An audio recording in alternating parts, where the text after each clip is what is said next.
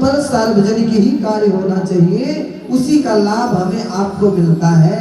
अगर कथा घर पर होती है तो एक व्यक्ति करा ले वो ठीक है, लेकिन जहाँ देवी देवता के स्थान पर जो कथा होती है सबको मिलजुल करके करना चाहिए, और ऐसे मिलकर नहीं करना चाहिए कि खूब सुंदर कथा में सहयोग करना चाहिए, जिससे कथा सुचारू रूप से संपन्न हो सके। खूब सुंदर सुचारू रूप से संपन्न। तो कुछ लोग सोचते हैं बाबा क्या करें, मिश्रा जी हमारे सामने से गुजरते हैं, हमसे कभी कहते ही नहीं। तो भगवान एक के थोड़ी ना है, भगवान सबके हैं। और कुछ लोग तो जानते हैं ये मिटाने के लिए आते हैं कि भाई हमको कहा गया है हम चले कथा में बैठ जाए, नहीं बाद में हमसे कहे कि तुम कथा में नहीं आए। इस दृष्टि से लोग आते हैं। और कुछ लोग किस दृष्टि से आते हैं कि भाई यहाँ का पंडाल बढ़िया नहीं है, यहाँ की लाइट नहीं अच्छी है, यहाँ अगर ऐसी हो, इस दृष्टि से कुछ लोग आते हैं। और कल से भगवान की कृपा रही तो आप लोगों का भाई आप लोगों की संख्या बढ़ रही है, आप लोगों का सहयोग रहा,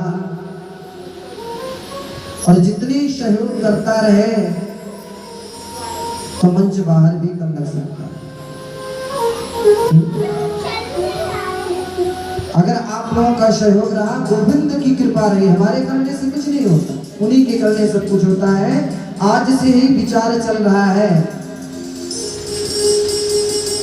तो हमारे सूत जी ने कहा कि बहुत सुंदर प्रश्न किया, जगत के कल्याण के लिए आप लोगों ने प्रश्न किया है, मैं अत्यंत प्रसन्न हूं। परंतु इस प्रश्न का उत्तर देने के पहले मैं अपने गुरुदेव भगवान की वंदना करूं, क्योंकि गुरुर्ब्रह्मा गुरुर्विष्णु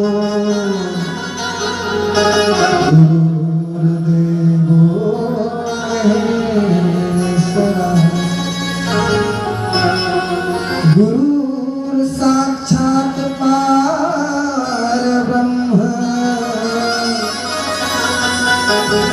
तस्मै श्री गुरुवे नमः।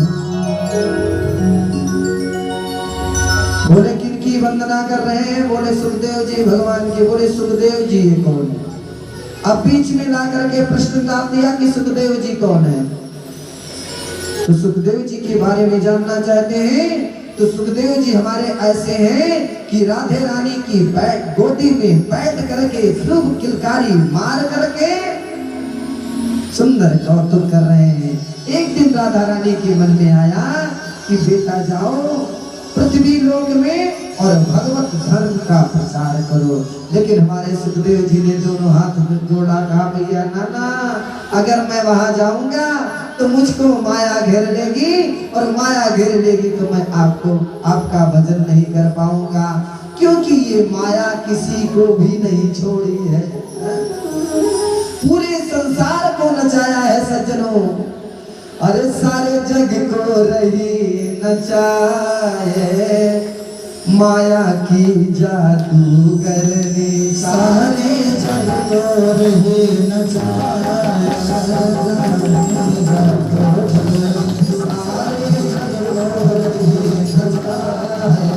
माया की जादूगरनी, सारे जग को रही नचाए।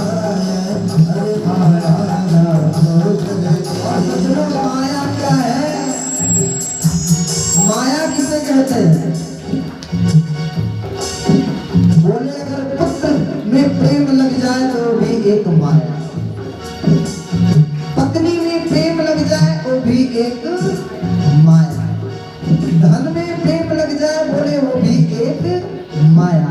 बोले आज 100 कमाया हूँ, कल 200 कमाऊंगा, परसों 500 कमाऊंगा, करोड़ कमाऊंगा, एक फैक्ट्री लगवाया हूँ, 10 फैक्ट्री होगी, 10 के बाद 50 फैक्ट्री होगी, और माया के प्रति हम लोग ऐसे आसक्त हो जाएंगे, लेकिन आत्मसंतुष्टि नहीं होगी। हमारे सुखदेव जी कहे नाना भैया मैं पृथ्वी लोक में नहीं जाएगा। माया तो ऐसा चुंबक है कि ऐसे खींच लेगी और मैं प्रभु का भजन नहीं कर पाऊंगा। दोनों हाथ जोड़ करके कहा, माया की जादूगरनी, माया की जादूगरनी, माया की जादूगरनी, माया की जादूगरनी, माया की जादूगरनी, माया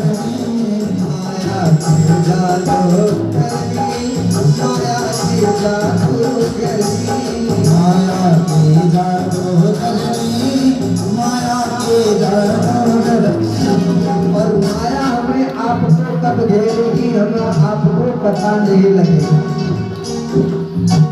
किसी को पैसे का अहंकार हो जाएगा, किसी को फ्लैट का अहंकार हो जाएगा, किसी को परिवार का अहंकार हो जाएगा, किसी को धन का अहंकार हो जाएगा। तो ना किसी के धन का अहंकार काम करेगा, ना पैसे का अहंकार काम करेगा, ना फ्लैट का अहंकार काम करेगा।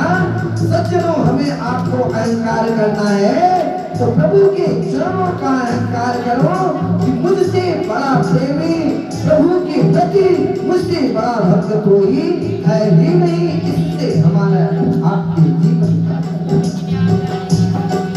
कोई इसका दरबार माया को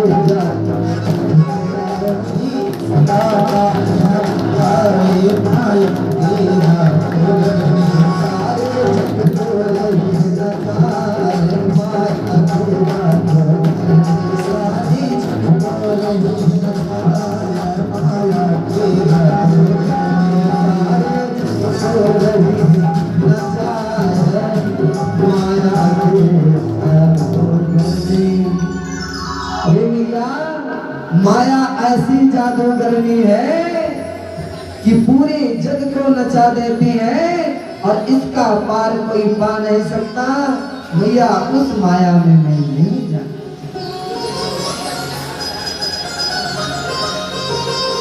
राधा रानी ने कहा, बेटा जाओ, तुम्हें माया कभी भी नहीं घेरेगी। मैं आपको ये भजन देती हूँ। और राधा रानी के सुंदर वचन को सुन करके सुखदेव जी चल देते हैं कैलाश पर्वत पर। एक पक्षी के गर्भ में प्रवेश करता है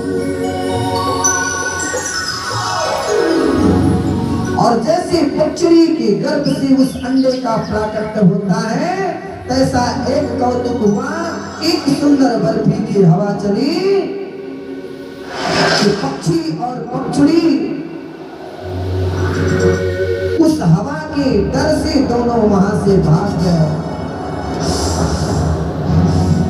और सुंदर अंडा जो था वहीं फूट गया।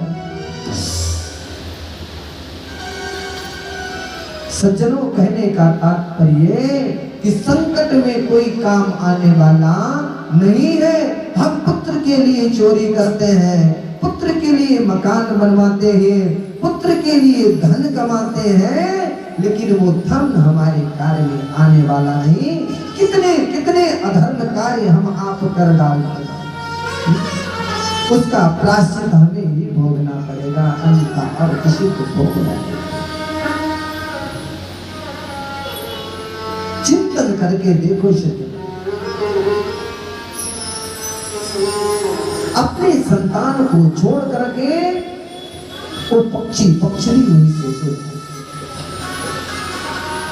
लेकिन सज्जन हो जानते हैं, जैसे पक्षी पक्षी उड़े तैसे तो हमारे नारद जी सब जगह भ्रमण करते हैं।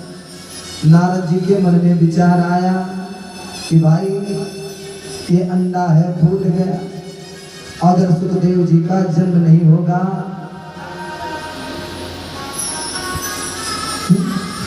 तो भगवत धर्म का प्रचार कैसे होगा। अब एक मन में हमारे नारद जी के मन में एक विचार, नारद जी के मन में विचार आया कि आज तक तो हमने झगड़ा खूब लगवाया, ब्रह्मा जी से ब्रह्माणी जी का,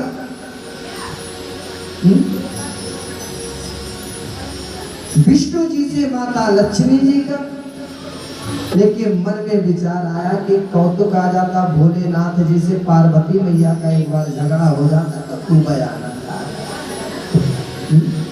अब मन में विचार जैसे बनाया, मन में विचार बनाया और वीरा पर अपने तान फेरा और कैलाश पर्वत की तरफ चल दिए। कैसे?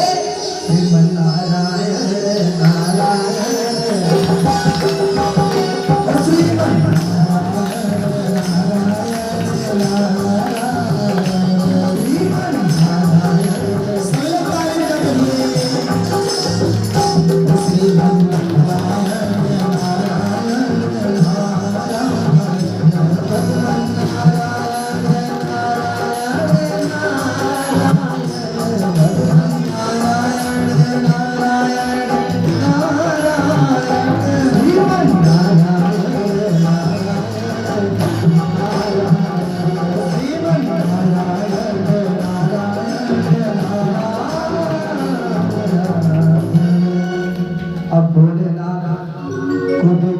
तपस्या में बैठे हैं।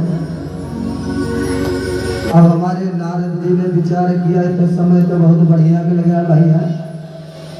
अब पार्वती मैया के पास पहुंचे, अपने सर को झुका करके बैठ गए।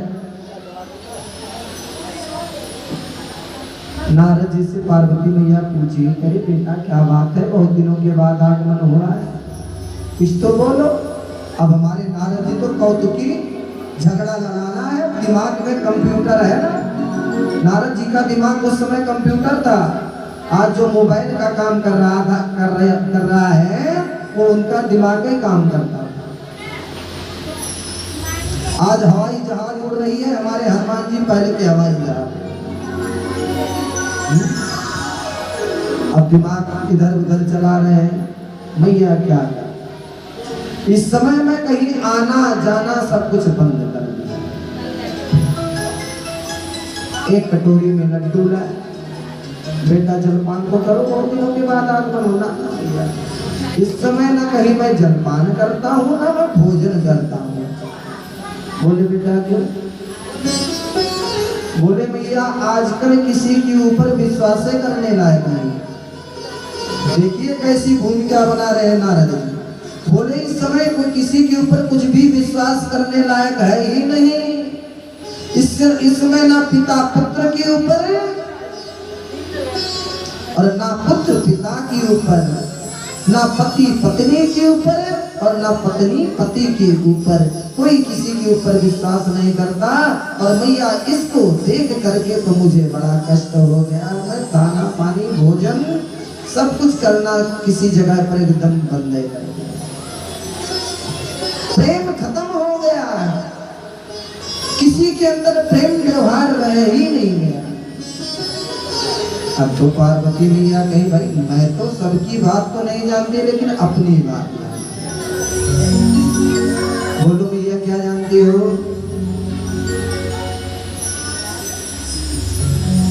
हमारे पति तो ऐसे हैं कि अगर गुरु दीक्षा जब किसी को दी जाती है तो वो किसी से बताया नहीं जाता है, गुरु मंत्र भी मुझे बताते। इतना प्रेम मुझे करते हैं। और इतना नहीं, जब तपस्या करते हैं अगर भगवान का दर्शन हो जाता है तो वो भी आकर के मुझसे बताते हैं। इतना बड़ा प्रेम कौन करेगा? अरे भैया आज तो मैं अत्यंत प्रसन्न हूँ कि आज ऐसा कोई प्रेम करने वाला मिला। तो परंतु भैया एक बात बताओ, अगर भोलेनाथ आपसे खूब ही प्रेम करते हैं तो एक बात जरूर आपसे बताए होंगे। बोलो बेटा क्या?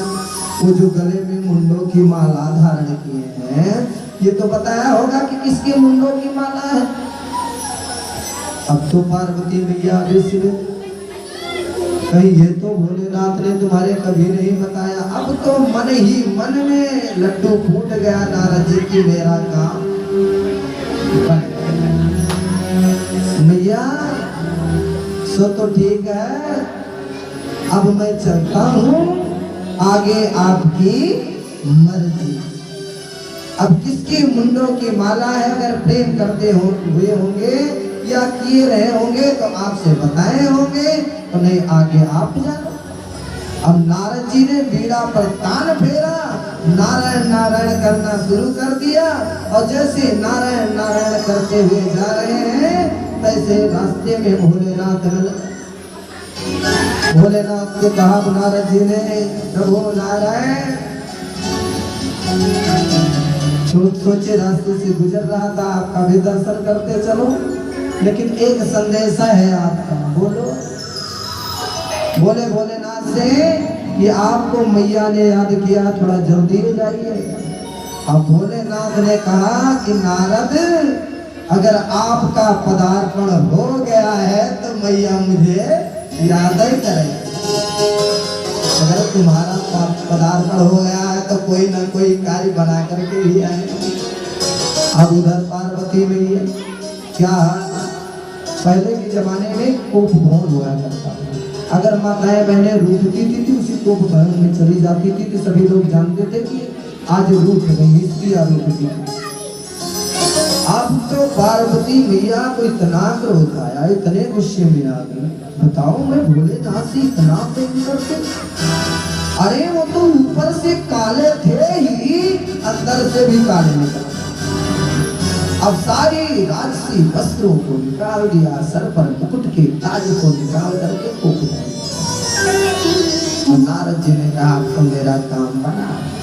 चले गए पहले, अब वो भवन में गए और भोलेनाथ उधर से जब उनकी समाधि टूटी तो चल दिए पार्वती मैया के पास। उनको कोप में उन्होंने देखा, बोले देवी ये कौन सा रूप तुम बना रही हो? आप तो पार्वती मैया, बोले का नाम है नहीं, कुछ नहीं, आप तो छलिया हो, आप छलिया हो। अरे ऊपर से तो काले थे ही, मैं तो सोच रही थी कि आप हृदय से अंदर से काले नहीं होंगे, आप तो अंदर से भी काले निकल गए। अरे बोलो तो सही देवी, कहना क्या चाहती हो? कुछ नहीं बताऊंगी, मैं आपको जान गई कि आप कितना प्रेम करते हैं। अब नारद जी ने आकर के आग लगा। अब आग लगाया थोड़ी, अब देखो कितना जलता है। अब प्रश्न कर रहे हैं बार बार भोलेनाथ, लेकिन पार्वती मैया उत्तर देने का नाम नहीं। अरे देवी बोलो तो, इतना मैं प्रेम करता हूँ कि मैं क्या बताऊं, कैसे उदाहरण दूं कि मैं कितना प्रेम तुमसे करता हूँ। तो आप मुझसे प्रेम करते हो? हाँ हाँ करता हूँ। तो ये बताओ कि आप जिन मुंडों की माला अपने गले में धारण किए रहे थे, किनके मुंडों की माला है? कभी आपने मुझसे बताया? भोलेनाथ ने कभी तुम्हें समय ही नहीं दिया मुझे बताने के लिए, तो बताऊं कैसे? अच्छा आज मैं समय दी हूं, बताओ। देवी जानती हो ये तुम्हारे मुंडों की माला है। बोले क्यों? उसी पार्वती मैया तो साक्षात भगवती है। वो अपने शरीर को जब दूसरे रूप में परिवर्तित करना चाहती है, एक रूप हटाना चाहती है, एक रूप का जब त्याग हो जाता है, जब त्याग होने लगता है तो उस मुंडों को काट करके और रस्सी में पिरोज करके हमारे भोलेनाथ बांट लेते हैं कि जितने बार उनके रूपों का परिवर्तन हुआ है, जितने बार दूसरा जन्म लिया है, उतने बार भोलेनाथ ने उनके मुंडों को अपने गले में धारण किया है। अब देवी तुम बताओ कि मैं तुमसे कितना प्रेम करता हूँ, तुम शरीर बदलती हो फिर भी मैं उसको याद करने के लिए अपने गले में धारण किया है। अब पार्वती मैया कहती है पहले तो आप कपटी थे, अब तो महाकपटी। भोलेनाथ ने कहा क्या हो? पार्वती मैया कहती है आप हमारे मुंडों की माला पहने, हमारे इतने जन्म हो चुके हैं और आपका एक ही जन्म हुआ, उसके बाद में दूसरा जन्म नहीं हुआ। आपने ऐसी कौन सी औषधि पा रखी है कि आपकी मृत्यु नहीं होती?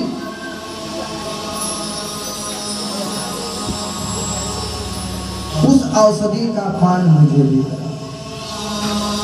अब भोलेनाथ ने जैसे इस बात को सुना, अब नार विवश नर सकल साई नाच नट मरकट की। अब भोलेनाथ इधर उधर कर रहे हैं, लेकिन पार्वती मैया ने जिद ठान लिया। भोलेनाथ सोचे अगर कहीं इधर उधर की बात बिगड़ गई तो शाम का भोजन गया, भोजन नहीं मिलने वाला। सबसे पहले बात माताओं बहनों की आकर के उसी जगह पर उतरती है भोजन आएगा।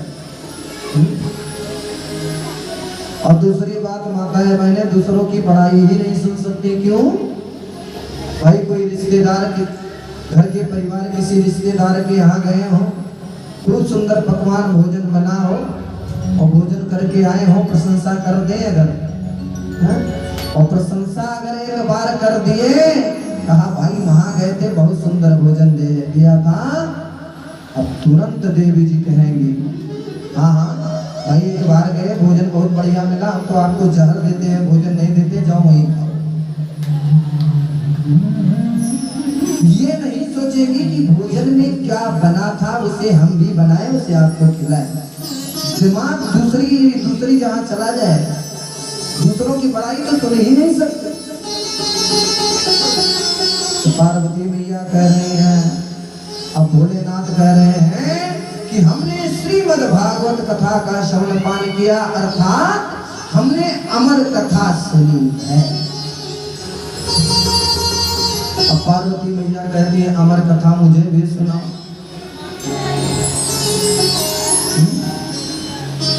भोलेनाथ पड़ गए चक्कर में, कहीं आकर के नारद जी ने कहा फंसाया, देवी इतना आसानी से तुम कथा का श्रवण पान नहीं कर, मैं तो सुनूंगी कथा। देवी कथा तो सुनाऊंगा, लेकिन एक हमारी शर्त है कि मैं जब कथा सुनाता हूं तो नेत्र बंद करके सुना। तो मैं कैसे जानूंगा कि तुम कथा सुन रही हो? तो पहले बुढ़िया मैया जब घर में हुआ करती थी, छोटा घर में जब बच्चा रहा करता था तो कहानी सुनाती थी, तो हुंकारी भरने के लिए कहती, भाई बोलते रहना, नहीं पता कैसे चलेगा कि तुम कहानी सुन रहे हो। तो कहे मुझसे बोलना पड़ेगा, हुंकारी भरना पड़ेगा, तब मुझे विश्वास होगा। देवी ने कहा ठीक मैं भरूं। अब चले गए कैलाश पर्वत के नीचे बैठ, पर्वत पर बैठे और कथा का शुभारंभ हो गया। और एक सावधानी बताई कि कथा कभी पीछे से बैठ करके कथा का श्रवण पान नहीं करना चाहिए। व्यासपीठ के सम्मुख कभी पैर फैला करके नहीं बैठना चाहिए। और एक होता है दरिद्रा आसन। सज्जनों, अगर उस आसन पर हम आप बैठ गए तो 1 महीने में निश्चित रूप से कंगाल हो जाएंगे, चाहे वो करोड़पति। ये आसन, इस आसन में बैठ करके कभी भी कथा का श्रवण पान करना ही नहीं चाहिए। बोले दरिद्रा आसन। और अपने से कथा प्रवक्ता के ऊंचे आसन पर बैठ करके कथा का श्रवण पान नहीं करना चाहिए। और भागवत कथा में कभी उठा बैठी नहीं लगाना चाहिए। कथा में कभी बात नहीं करना चाहिए। अगर कीर्तन कराया जाए, जयकारा लगाया जाए तो इसे लगाना चाहिए। भोलेनाथ ने इन कथाओं के नियमों को बताया मैया पार्वती को। और अगर कथा में आ जाए तो कोई विषम परिस्थिति ना पड़ जाए तो बिना प्रसाद लिए जाना भी नहीं चाहिए। और बात करने में तो बहुत दोष लगता है। और कथा श्रवण करने बैठो सज्जनों तो सरलता मत बनो। सरलता जानते हैं क्या? जैसे सुपारी ऐसे कतरता है, तो सुपारी जैसे कतरोगे तो दूसरे को भी डिस्टर्ब करोगे। श्रोता 3 कौन? श्रोता, श्रोता और श्रोता। घर पर नींद नहीं आए लेकिन कथा में आ जा तो क्या इतना सुंदर नींद आ गई कि 3 घंटे बैठ करके सो लेंगे कि कुछ पते नहीं पड़ेगा, जैसे मखमल के गद्दे पर सो।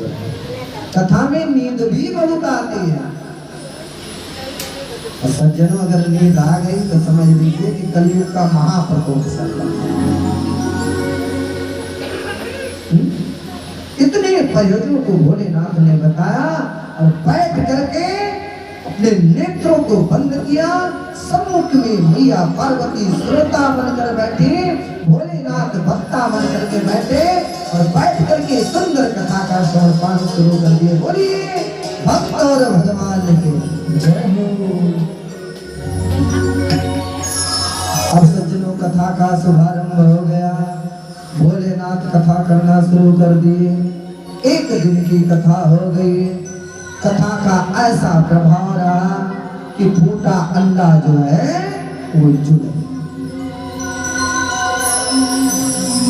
और दूसरे दिन की कथा हुई जब, तो अंडे में प्राण आ गया, अंडा फूट गया। और तीसरे दिन की जब कथा हुई तो एक पक्षी के रूप में गया। और सज्जनों जब चौथे दिन की कथा हुई तो क्या बात है, चौथे दिन की कथा तो रसगुल्ले की कथा होती है। जैसे कहा क्या, भगवान के जन्म की कथा की तो क्या बात है। लेकिन सज्जनों भोलेनाथ ऐसे कथा नहीं सुना रहे थे। अगर 6 बजे कथा शुरू कर दें तो बिना विश्राम लिए कथा सुना, फिर 6:01 पर पुनः कथा श्रवण कराना शुरू। फिर ऐसे करते करते 5 दिन की कथा हो गई। अब 5वें दिन की कथा में भोलेनाथ ने सुनाया।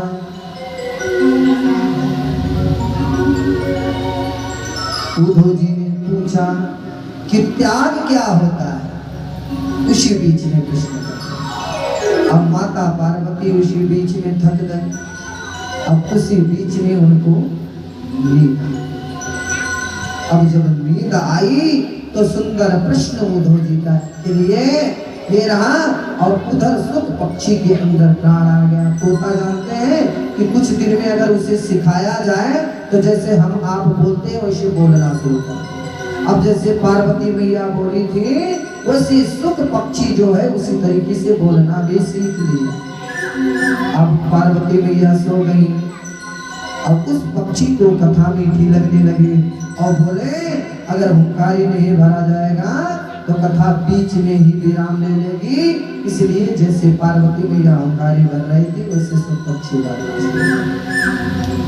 और जैसे पूरी कथा हुई, कथा जैसे विश्राम ली, ऐसे अंतिम में भोलेनाथ ने जयकारा लगाया, बोलिए बालकृष्ण भगवान की जय। ऐसे पार्वती मैया के नेत्र खुल गए। तो स्वामी फिर उद्धव जी ने क्या कहा, भोलेनाथ तो अचंभित हो गए कि देवी तुम सो गई थी।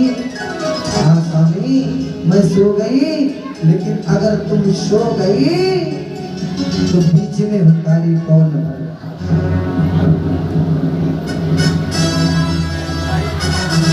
तो उस वृक्ष के ऊपर नजर गई। भोलेनाथ ने नजर किया तो कथा सुनना दोष नहीं है, लेकिन उस पक्षी ने पीछे बैठ करके कथा का श्रवण पान किया था। भगवत कथा की चोरी उसने की। कथा हमेशा सम्मुख बैठ करके श्रवण पान करना चाहिए। हम नहीं कह रहे अपने मन से, ये श्रीमद् भागवत बता रही है, मैं नहीं बता रहा। अब सुख पक्षी को जैसे देखा तैसे भोलेनाथ ने अपने त्रिशूल को लिया और त्रिशूल लेकर के उस सुख पक्षी को मारने के लिए उद्यत हो गए। लेकिन भोलेनाथ को ये नहीं भूलता है कि उस सुख पक्षी ने भी अमर कथा का श्रवण पान कर दिया है। बोली गोविंद भगवान की। अगर अमर कथा का श्रवण पान किया है तो उस पक्षी को भी कोई मार सकता है नहीं।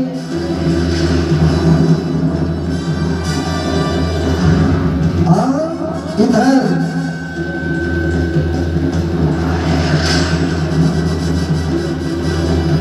सुख पक्षी नीचे उतरा और मुनि व्यास जी की पत्नी का नाम था वित्ता। शम्या प्रास सुंबर आसन। बूढ़े अवस्था में व्यास जी से वित्ता देवी प्रश्न करती हैं कि स्वामी, हम लोग बूढ़े हो चले हैं, हमें कोई संतान नहीं। व्यास जी ने कहा, देवी गोविंद के सहारे छोड़ो, जो उनको करना होगा वही करे। आप ऐसे कहते कहते एक बार वित्ता देवी को उबासी आई, जिसे कहते जब वहीं कभी कभी मुंह फैल जाता है ना, उबासी आई और सुख पक्षी आया और तुरंत वित्ता देवी के पेट में प्रवेश कर गया। बड़ी भक्तर भगवान की जय हो। और वित्ता देवी के पेट में प्रवेश किया। भोलेनाथ ने अपने त्रिशूल को लिया, त्रिशूल लेकर के वहां से लाया। अब तो सुखदेव जी ने तो अमर कथा का श्रवण पाठ किया, कोई साधारण प्राणी तो रहे नहीं सुखदेव जी। और भेजे किसके हैं? मैया राधा। और हमारे सुखदेव जी कैसे रहे सज्जन, उसी गर्भ को हमारे सुखदेव जी ने मंदिर बनाया।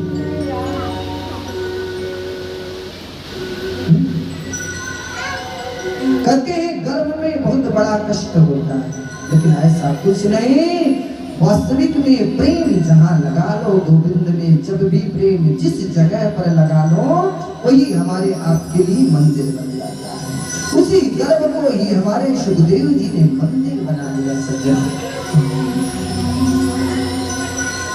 और उस गर्भ में हमारे सुखदेव जी 1 वर्ष नहीं, 2 वर्ष नहीं, 4 वर्ष नहीं, 12 वर्ष तक रहे।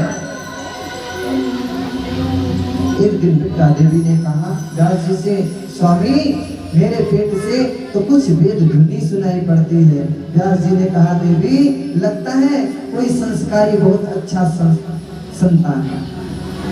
एक दिन व्यास जी ने कहा कि बेटा तुम अपने माँ के गर्भ से बाहर निकलो, तुम्हारे माँ को बड़ी पीड़ा हो रही है।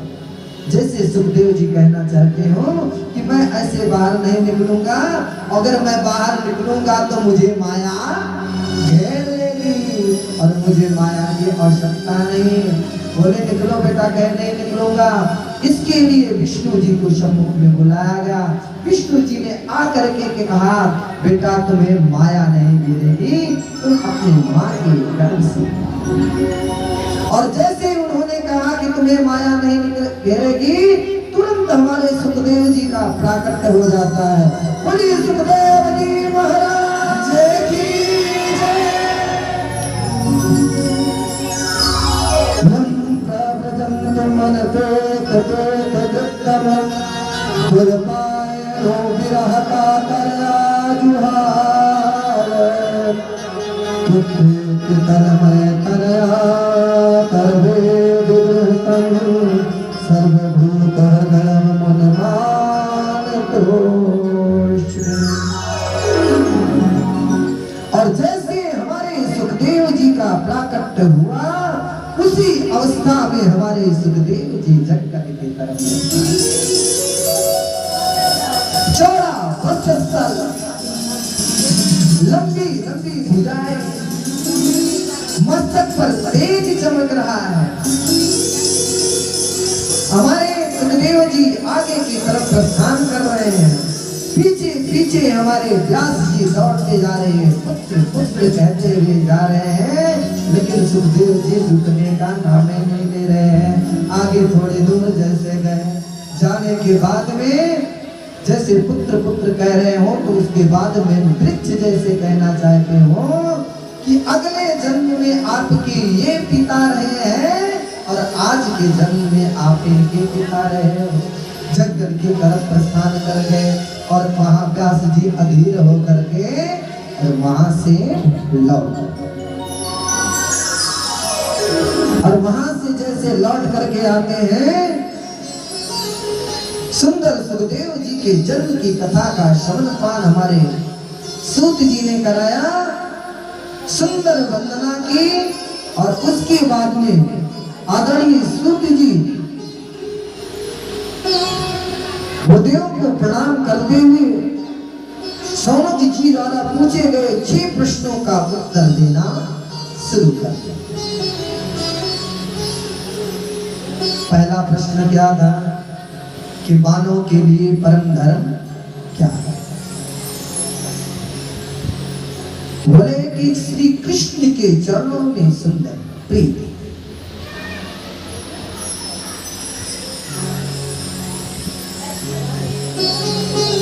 बोले दूसरा प्रश्न कि मंदिर में पूजा करने जाते हैं जिसमें श्रेष्ठ देवता का। बोले श्रेष्ठ देवता से सभी लोग।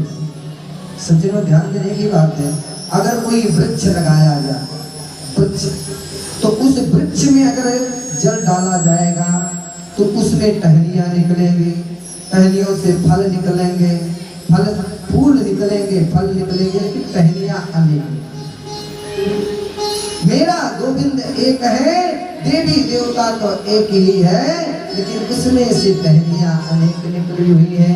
निंदा किसी देवता की ना करें और उस देवता से वंदना करें कि कृष्ण के चरणों में हमारी प्रीत लग जाए, क्योंकि एक है साधे सब सधे, सब साधे सब जाए। एक ही देवी देवता की पूजा करने से सभी लोग प्राप्त होगा।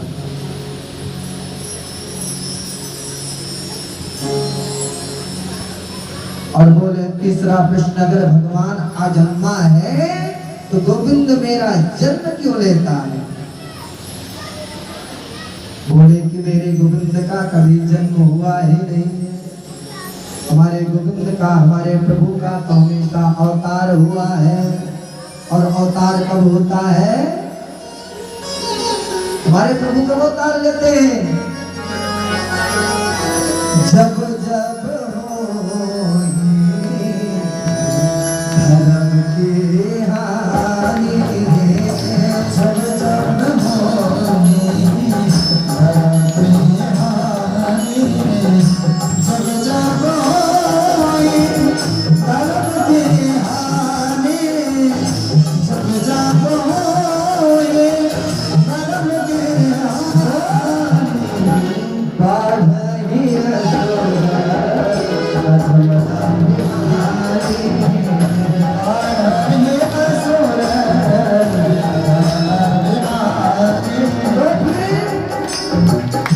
तब बधाई प्रभु की शरीरा, तब बधाई प्रभु विविध शरीरा, तब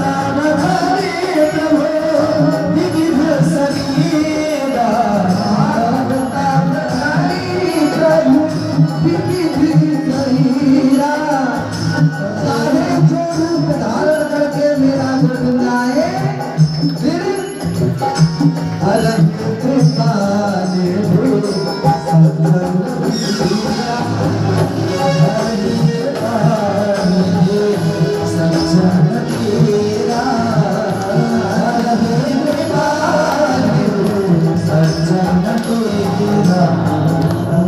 और हम भी गोविंद से निवेदन करें कि प्रभु आप अवतार लो, चाहे जिस रूप में अवतार लो, लेकिन मेरे कष्टों का हरण करो, मेरे कष्टों को दो।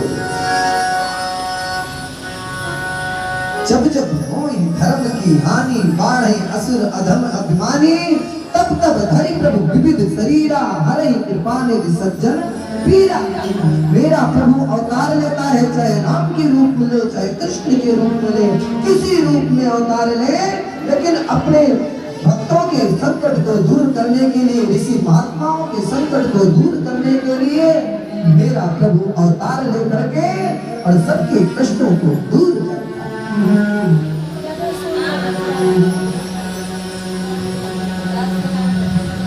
और बोले भगवान के अवतार कितने हुए? बोले भगवान के 24 अवतार। बोले 24 अवतार वो कौन से अवतार? बोले पहला अवतार सनक सनंदन सनातन सनत कुमार, दूसरा 12 अवतार, तीसरा संत नारद अवतार, चौथा ऋषभ देव, पांचवा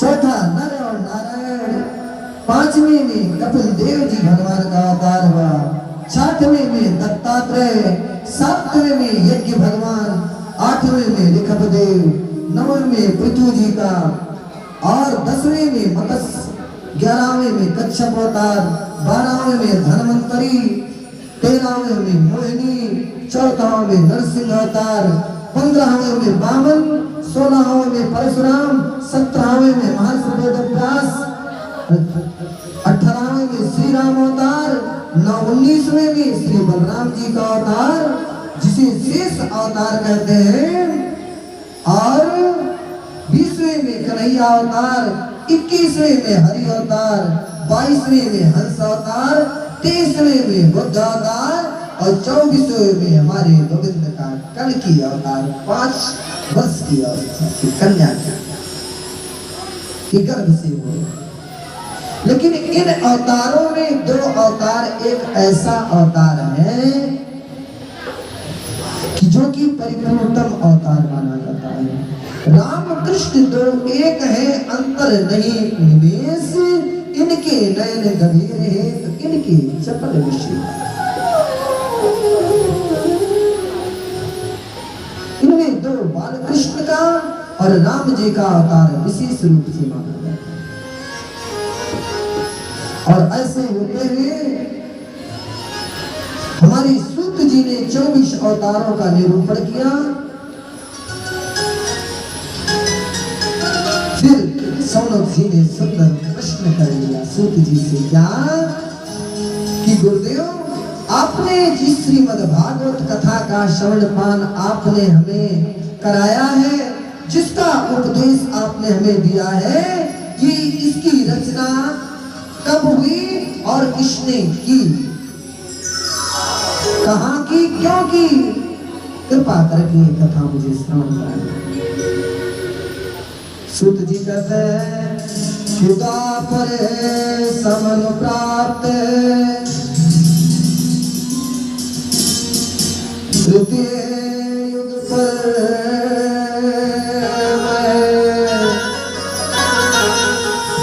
जाता